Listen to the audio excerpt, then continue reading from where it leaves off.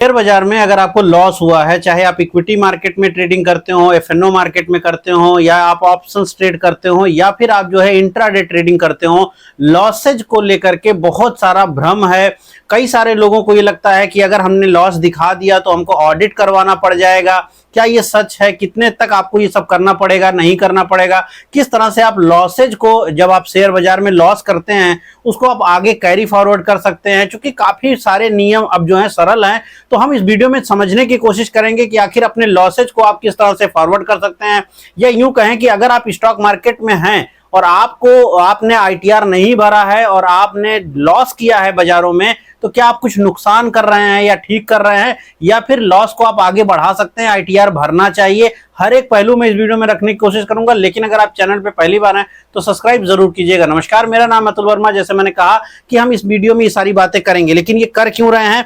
क्योंकि इसके पहले मेरा एक वीडियो था, मैंने अभी कुछ दिन पहले ही ये वीडियो बनाया था, जिसमें मैंने बहुत डिटेल में बताया था कि आपको शेयर बाजार में क्या क्या रूल्स हैं अगर आप जो है यहां पर आईटीआर भर रहे हैं, नहीं भर रहे हैं। इसके रिगार्डिंग में बहुत सारे मेरे सामने क्वेश्चन आए, तो उन क्वेश्चंस के आधार पर मैं ये वीडियो बना रहा हूं। तो सबसे पहले हम लॉस की बात करेंगे, लेकिन उसके बाद और सारी चीजें बात करेंगे। कई सारे मुद्दे हैं इसमें बात करने के लिए।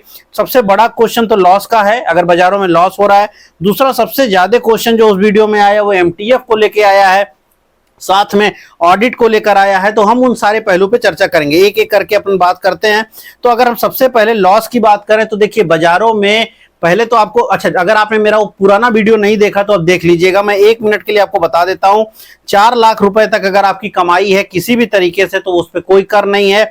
लेकिन अगर 1 लाख रुपए आप मान लीजिए आपने शेयर से कमा लिया, यानी स्टॉक आपने खरीद के बेच के कमा लिया, तो इस 1 लाख रुपए पे आपको टैक्स आएगा।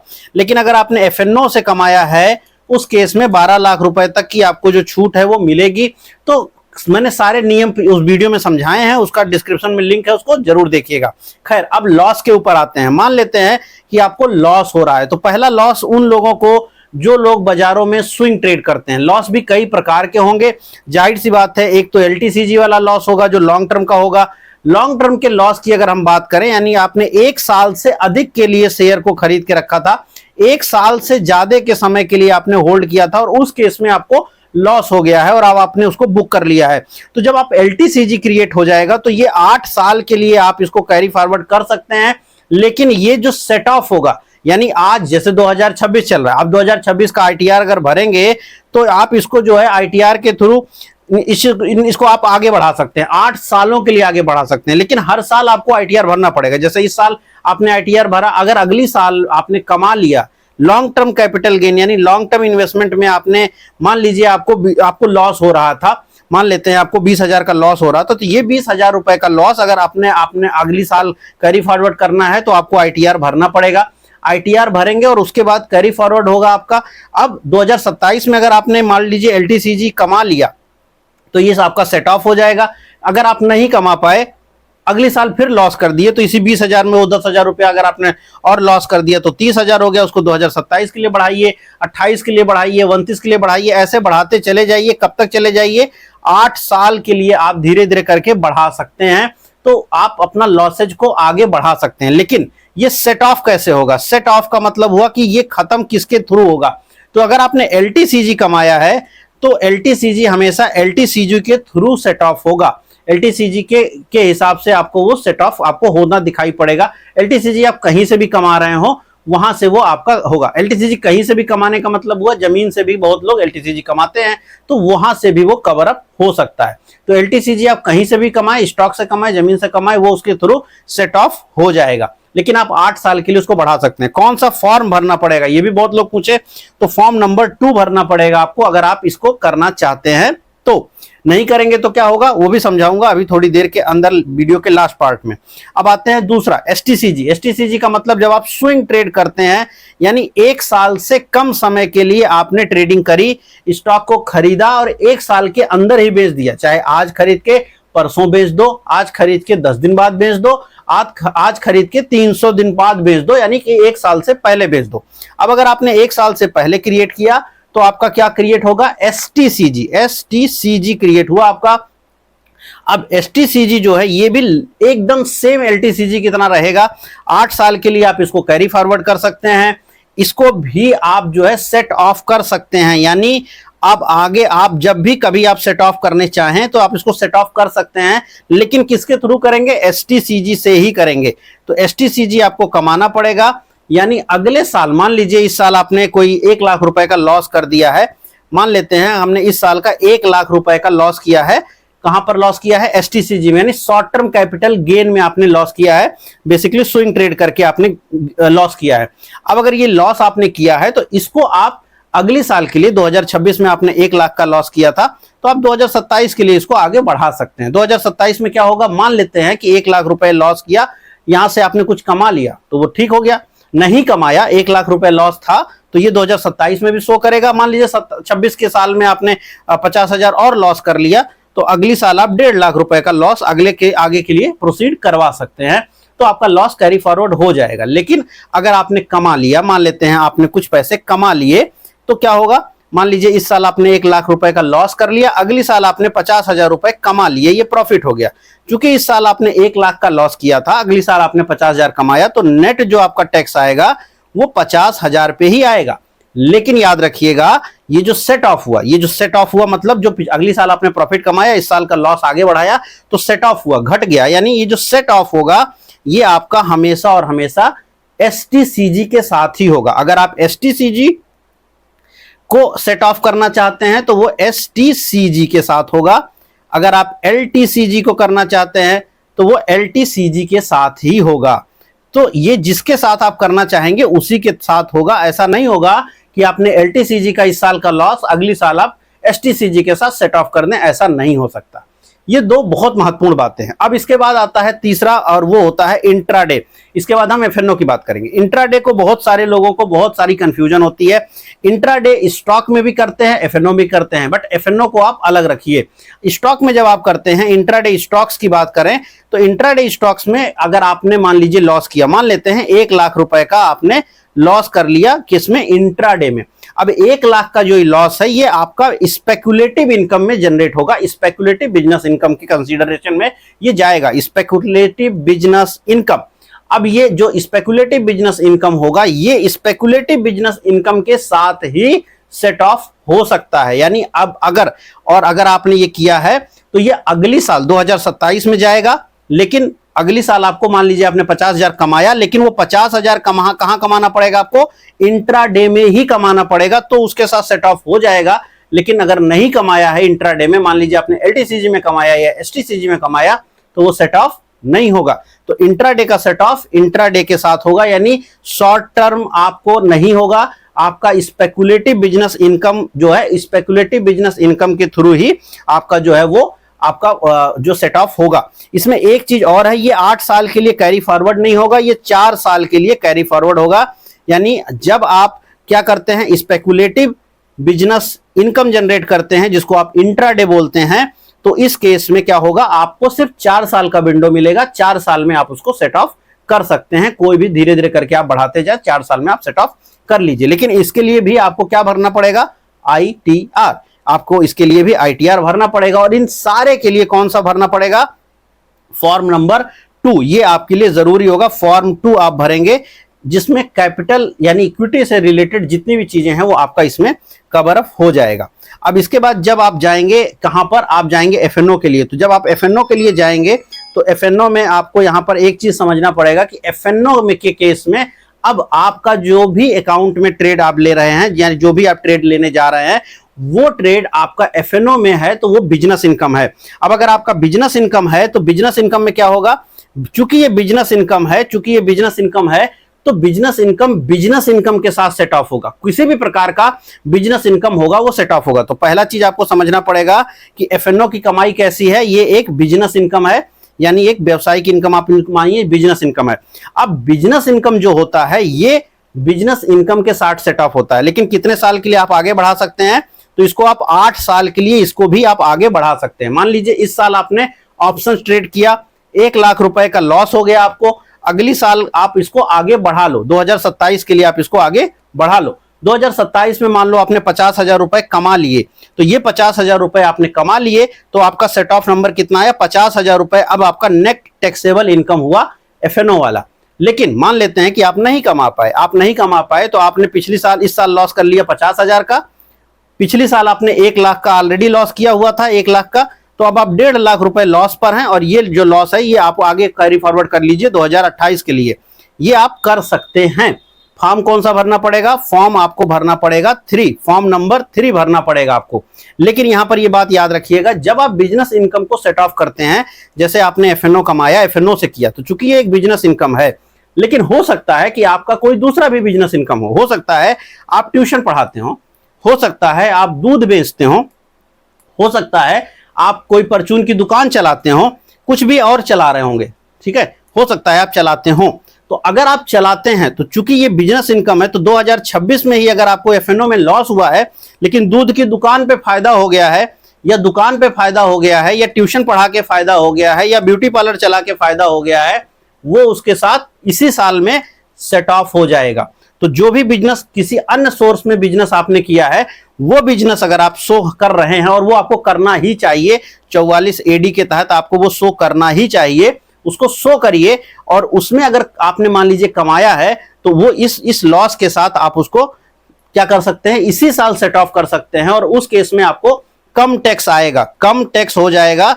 अगर आपने मान लीजिए दूध बेच करके आपने 2 लाख रुपए कमाया हो, मैं डायरेक्ट टैक्सेबल इनकम की बात कर रहा हूं, मैं यहां किसी भी प्रकार के स्लैब की बात नहीं कर रहा हूं, क्योंकि वो स्लैब वाली बात मैंने ऑलरेडी पिछली वीडियो में कर रखी है। तो स्लैब वलैब की चर्चा करूंगा तो बहुत कंफ्यूजन हो जाएगा। मैं केवल और केवल लॉस के हिसाब से बात कर रहा हूं।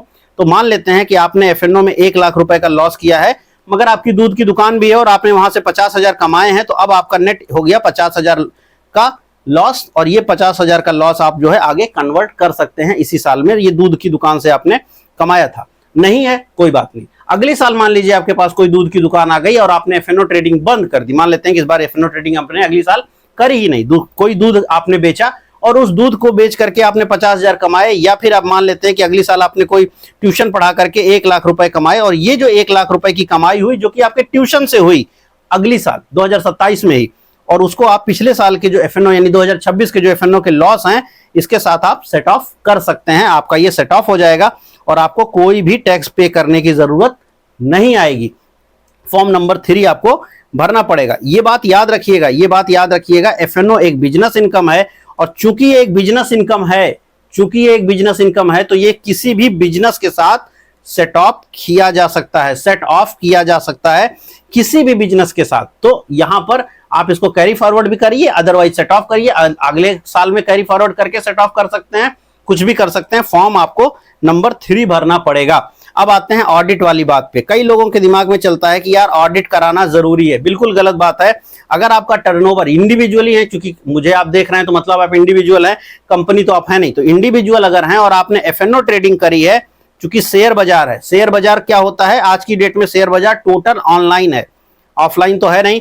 जब आपका टोटल ऑनलाइन है, यानी 5% से कैश की जो है वो कम है, 5% कैश रिसिप्ट से कम है, क्योंकि कंप्लीटली आपका ऑनलाइन है, तो ये तो 100% आपका डिजिटल है।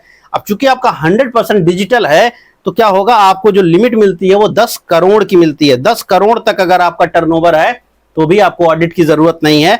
आप बगैर ऑडिट करवाए किसी भी सीए को ऑडिट की जरूरत नहीं पड़ेगी। आप एक सिंपल सीए, कोई भी सीए, सिर्फ आपका वो पीएनएल अकाउंट लेगा कि आपका पीएनएल में कितना प्रॉफिट है, कितना लॉस है, पीएनएल अकाउंट लेगा और उसके साथ वो उसको फिलअप कर देगा आपका आईटीआर।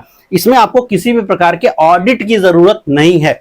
तो ये बात याद रखिएगा, ऑडिट 10 करोड़ के ऊपर टर्नओवर पे करनी है, जो कि 99% आप लोगों में से किसी का नहीं है, क्योंकि आम पब्लिक का इतना नहीं होता। लेकिन एक बात याद बताऊं, बहुत सारे लोग कहते हैं कि उनसे बोला जाता है कि उनका सीए भर ही नहीं रहा है। सीए क्यों नहीं भर रहा है? सीए इसलिए नहीं भरता है क्योंकि मैं आपको सच्चाई बताऊं तो 80 to 90% सीए जो है वो चाहते ही नहीं है कि वो फॉर्म 3 भरें। फॉर्म 3 भरें, क्यों भरें? क्योंकि ज्यादातर लोग पुराना सॉफ्टवेयर यूज करते हैं। जब फॉर्म 3 भरना होता है तो ऑडिट नहीं करना पड़ेगा, लेकिन फॉर्म में फिलिंग है वो बढ़ जाएगी, जो रिपोर्ट्स हैं वो उनके साथ संलग्न करनी पड़ जाएंगी, ठीक है। और कम से कम जो आपका पीएनएल आएगा, जो आप पीएनएल उनको भेजेंगे, तो उसमें हर ट्रेड के हिसाब से उनको एक एक्सेल शीट बना करके पूरा नंबर तो कैलकुलेट करना पड़ेगा। यानी आप ये कह सकते हैं कि सॉफ्टवेयर यूज करेंगे या तो मैनुअली वो करेंगे तो बहुत लंबा काम है। अब जो सॉफ्टवेयर हैं, जो पुराने सॉफ्टवेयर हैं, टैली वाले और नए वाले जो भी पुराने आए थे, उनमें ज्यादातर सॉफ्टवेयर जो पुराने हैं वो फॉर्म 3 को सही से नहीं भर पाते हैं। इसीलिए 90% जो सीए है वो फॉर्म 3 भरना ही नहीं चाहता है, क्योंकि उसका काम बढ़ जाता है। फॉर्म 3 नहीं भरेगा, काम नहीं बढ़ेगा, और उसके चक्कर में उसका टाइम जाता है। और सॉफ्टवेयर चूंकि उसका पुराना है, नया सॉफ्टवेयर वो खरीद नहीं रहे, उसके लिए पैसे देने पड़ेंगे, वो नहीं खरीद रहे हैं इसलिए। और 1-2 क्लाइंट उनके पास जाता है, ज्यादा क्लाइंट तो फॉर्म 3 वाले जाते नहीं है। ज्यादा लोग सैलरी, नॉर्मल बिजनेस, ज्यादा से ज्यादा फॉर्म 2 वाला जाता है, तो वो फॉर्म 3 इग्नोर करते हैं, भरना ही नहीं चाहते हैं। और वो बहुत बार तो ये बोलते हैं कि जरूरत नहीं है, मत दिखाओ, क्या फायदा है। वो आपको बताते भी नहीं है कि लॉस जो है आपका कैरी फॉरवर्ड हो सकता है।